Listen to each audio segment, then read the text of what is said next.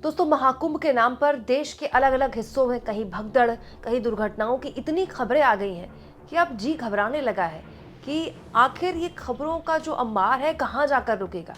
लेकिन अचानक मेरी नज़र पड़ी सोशल मीडिया के उस कमेंट पर, जिसको अगर आप पढ़ेंगे तो आप भी हैरान रह जाएंगे। अमिताभ बच्चन, जी हाँ दोस्तों, महाकुंभ में महा अव्यवस्था को लेकर चुप्पी साधे हुए तमाम बड़े बड़े सेलिब्रिटीज पर ऐसा लगा जैसे अमिताभ बच्चन ने उनके बदले की चुप्पी तोड़ दी।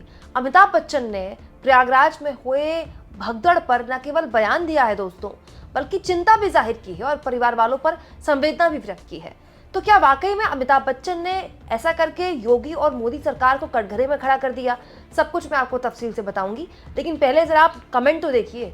दोस्तों, ये अमिताभ बच्चन का verified social media x handle है। दोस्तों, ये पोस्ट बिल्कुल झूठा नहीं है, अमिताभ बच्चन ने ही पोस्ट किया है, जिसमें अमिताभ बच्चन लिखते हैं, pained and sad to learn of the rush at station in Allahabad and deaths due to स्टेम्पेड।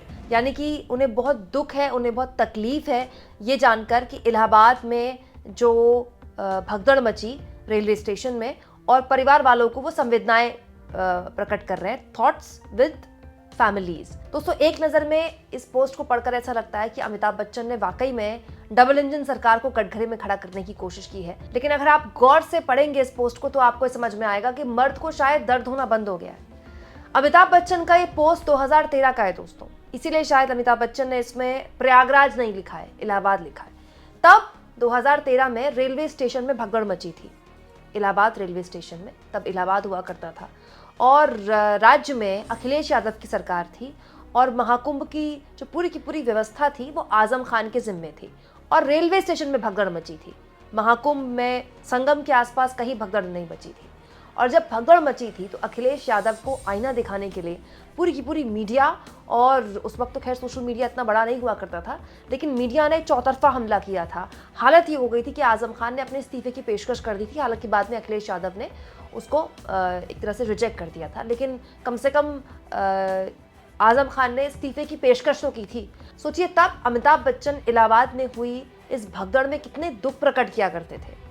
और अमिताभ बच्चन को अधिकार भी है दोस्तों, क्योंकि अमिताभ बच्चन खुद भी इलाहाबादी हैं, इलाहाबाद से ही ताल्लुक़ रखते हैं, जो कि अब प्रयागराज हो चुका है। तो खुद भी इलाहाबाद से ताल्लुक़ रखते हैं अमिताभ बच्चन। उनकी पैदाइश और बहुत हद तक परवरिश, बचपन इलाहाबाद में गुजरा है, तो जाहिर तौर पर इलाहाबाद में ऐसा कुछ हुआ होगा तो उनको बुरा लगा होगा। लेकिन मैं ये जानना चाहती हूँ कि अब अमिताभ बच्चन के मन में कोई दुख पैदा नहीं होता, कोई तकलीफ पैदा नहीं होती? क्योंकि दोस्तों, सब जानते हैं कि महाकुंभ में कैसे भगदड़ मची।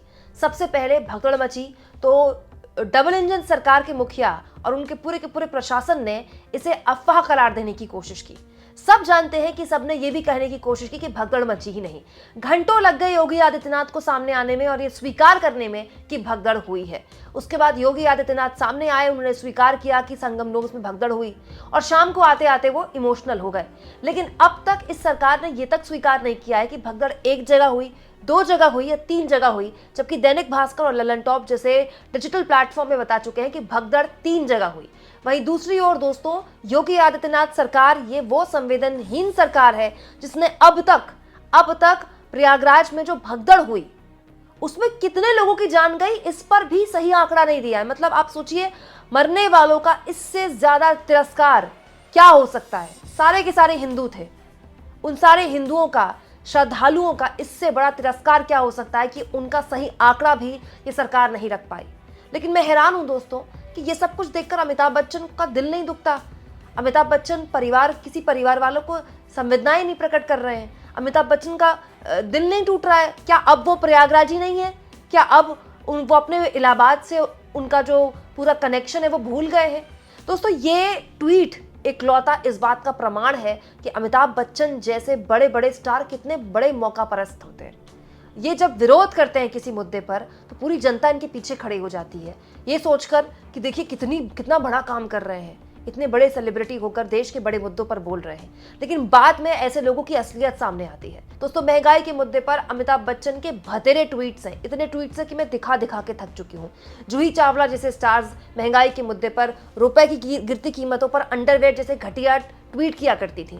शिल्पा शेट्टी हो, अक्षय कुमार हो, अनुपम खेर हो, विवेक अग्निहोत्री हो, ऐसे लोगों की एक लंबी लिस्ट है जो मौका परस्त बॉलीवुड के स्टार्स हैं। किसी की पत्नी बीजेपी की सांसद बन गई, किसी के परिवार का सदस्य बीजेपी से जुड़ गया, या फिर किसी को बिना जुड़े इतना फायदा मिल गया। अमिताभ बच्चन ने तो हाथ जोड़कर खड़े होकर मोदी जी के आगे पूरी तरह से सरेंडर कर दिया। हाँ, ये बात सही है कि उन्हीं के परिवार की जया बच्चन समाजवादी पार्टी की सांसद थी, हैं, और जिस तरह से वो संसद में इस सरकार को घेरती हैं, वो अपने आप में बताता है कि वो अपने काम को लेकर कितनी डेडिकेटेड है। लेकिन अमिताभ बच्चन, मैं तो ये हैरान हूं दोस्तों कि संवेदनाएं वक्त कैसे देख लेती हैं। भाई, अगर 2013 में भगदड़ हुई और अमिताभ बच्चन को बुरा लगा कि उन्होंने सोशल मीडिया में उस संवेदना को व्यक्त किया, अपने इमोशन को दिखाया, तो वो इमोशन बदल कैसे सकता है। इनफैक्ट उस वक्त जो भगदड़ मची थी, उससे कहीं ज्यादा बड़ी भगदड़ संगम में मची इस बार, जब प्रयागराज में महाकुंभ आयोजित किया इस डबल इंजन सरकार ने। इस बार मरने वालों की संख्या भी ज्यादा थी और भगदड़ भी 2 से ज्यादा जगह मची। दैनिक भास्कर और तलन टॉप तो यही बताता है। और इस बार तो वो हुआ जो पिछली बार भी नहीं हुआ था। सरकार की तरफ से इतनी संवेदनहीनता व्यक्त की गई, मतलब अब तक ही नहीं पता है कि मरने वालों का आंकड़ा क्या है। लेकिन अमिताभ बच्चन को बुरा नहीं लगा। चलिए कोई बात नहीं, हो सकता है प्रयागराज वाले मामले में वो ना बोल पाए हो, उनको इतना बुरा लग गया हो कि वो कुछ ना लिख पाए हो। लेकिन अभी दिल्ली रेलवे स्टेशन में भगदड़ मची है, वो लोग भी सब प्रयागराज जा रहे थे, वो भी अव्यवस्था की वजह से मची। और उसमें भी बेशर्मी देखिए दोस्तों, बेशर्मी की इंतहा। भारतीय रेलवे ने पहले यह स्वीकार करने से मना कर दिया कि जो भगदड़ हुई वो उसकी गलती की वजह से मची। पहले ये कहा गया कि एक आदमी गिरा और उसके ऊपर कई लोग गिरे, उसके बाद भगदड़ मच गई।